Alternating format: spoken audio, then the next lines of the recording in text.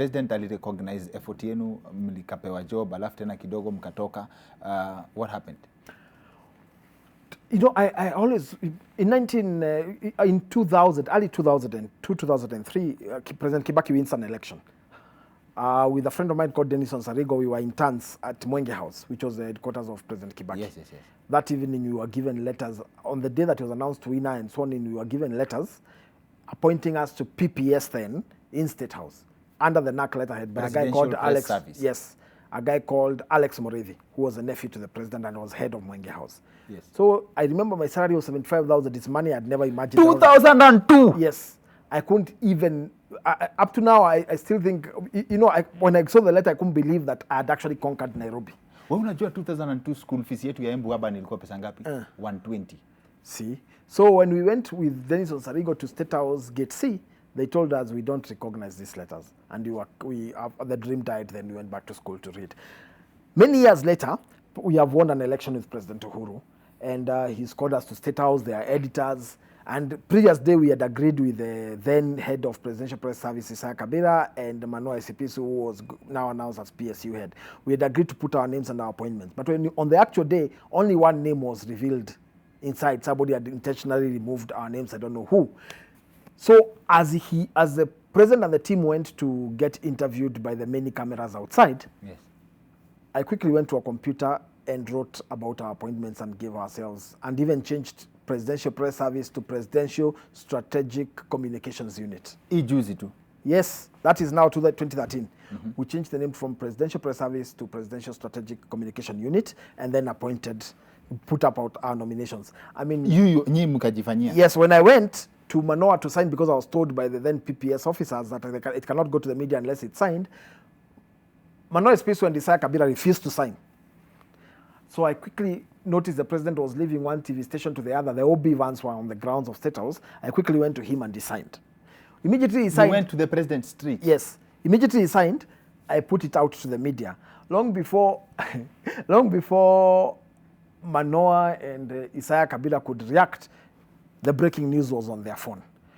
So in essence, there was also a bit of strategy in our appointments. And by the way, we stayed in State House for a whole 1 year without any pay, because then we had appointed ourselves via a press release, and we had changed PPS to PSCU via a press release. So before that became... Yeah? Where is that computer at State House? Yenye unaenda unaandika jina? Just the PPS office. Okay. Yeah, so I just got into one of the computers and did the typing. So eventually we took 1 year before we were paid anything in State House. Why am I telling you that? I'm trying to tell you that sometimes the president, once you become president, there is a bureaucracy that comes to hold you. I think this bureaucracy is what then some people believe is deep state and the system. So this bureaucracy decided that we were going to be kicked out, but we were smarter than them. So in essence, if that is a deep state and if that is a system, we have beaten it before, we will beat it again. Yani, hiyo computer iko wapi niende niandike head of campaign jokes and rally maneno? If you write it without the signature of the president, if you just write it that way, then it becomes just a useless paper. So how does this thing work? You've worked at State House. There are things that you can actually kutaa watu wakatae, but if you went to the president directly, he would accept. Yeah, because probably they have not briefed him. Probably he doesn't even know. Some people have handled it here because genuinely there are things he does not know.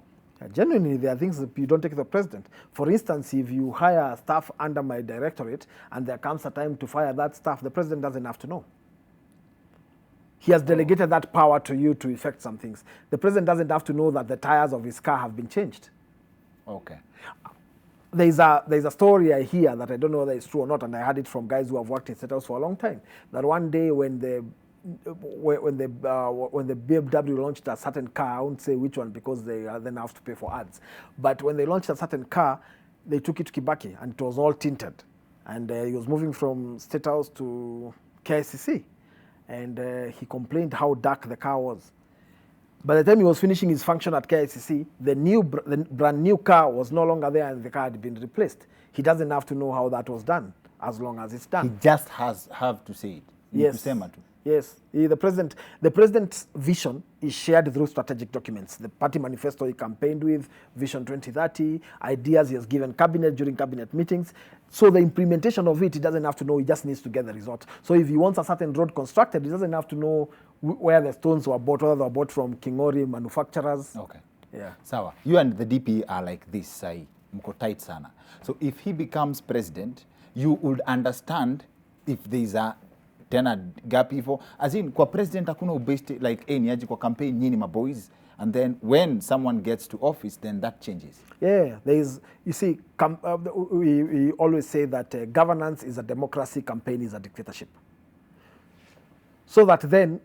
Governance is a dictatorship? No, governance is a democracy. Democracy? Yes. Okay. Because then, I mean, there are several institutions that you have to do, and then the election is a democracy, so you're elected as a democratic president. Okay. But as a candidate, you have to imply some dictatorship. I mean, you have to know, sometimes you have to say what you have to say when you have to say, even if your advisors are against you. You have to get things in a certain line to achieve a certain message. Inside a campaign team boardroom, there has to be some form of dictatorship that then informs the democracy when you go to seek the votes out there. Kwa hivyo, hii job ya digital strategy, which you worked for 1 year without pay, kama mungejiandika kazi, na it's very funny to realize that at that high level, Kenya ndio upate job, you have to take initiative ya kujiandika job, na that's not a guarantee. Yeah, there's something President Uhuru Kenyatta has always told me. First of all, when I first met him in my life, he gave me a movie called Shaka Zulu. Go watch it. I'll not tell you much about it. But there's something he told me. Power is not given. It's grabbed. When was the first time you met President Uhuru? I can't place a date to it, but I remember the first time I met him, he was driving in a car. Hiyo kitambo. Yes.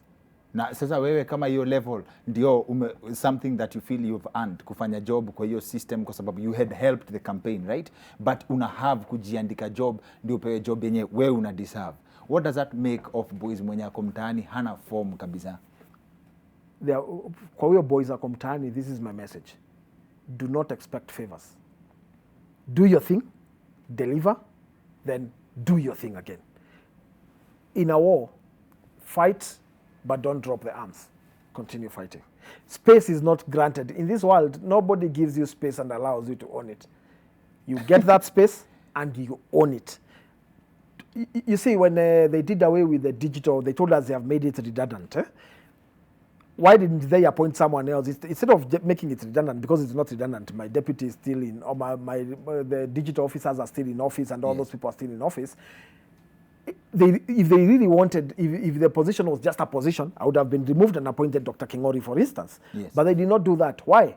Because we took the office and made it what it is. The deputy president of Kenya today, if you read in the constitution what a deputy president is supposed to do, is just supposed to deputize the president, then he will just be sitting in office and waiting for work. But he's gone out there and done something with a small definition. So sometimes, once you get a title and an office, own it and make something out of it. I mean, we went to Nakuru and did Bilawaya Wi-Fi without government support, without government funding, just by using creative innovation and tapping on people to do it. We managed to employ enough people within government on digital strategy and as bloggers by just doing nothing but just using the office to deliver that aspect of digital communication in government that now has a scheme of service up to State House. In fact, most offices don't have a scheme of service up to State House, but we managed to do it. Wazi. So it is possible. Wazi. Now, knowing what you had done, like someone had cleverly deleted your names from a list of people who were to be given jobs, alafu you went and added your names back. Sindio? Alafu, mkawachapilia, you went and had the president sign that document. Chini ya maji kweli. Bold move, right? How was your relationship with whoever deleted your names, ama whoever was blocking you from actually getting the job? We never really got to know who blocked the names, but in political, refused to. Yeah, in political space, you quickly learn that you don't have to create enemies. Win your battles, lose others, but keep friends and keep relationships and keep networks. It is a tight discipline, which when you learn, you become like water. You know, water is formless. When you put water in a soda bottle, it takes a shape. When you put water in a coffee mug, it takes that shape. So you become like water, formless. That's the basic survival technique for politics in Kenya. Yes. I mean, if politics is not journalism where you have to come to a newsroom and write a story and hope that your stories are consistent and therefore the editor notices you and therefore you become an editor or features, and then the features become good and then you become an editor and then you wait for many years when now you can become an editorial director or you can become the CEO of Nation. Yes. Politics, you go for it. And for some of us, we are made with a fiber material that is called Go For It.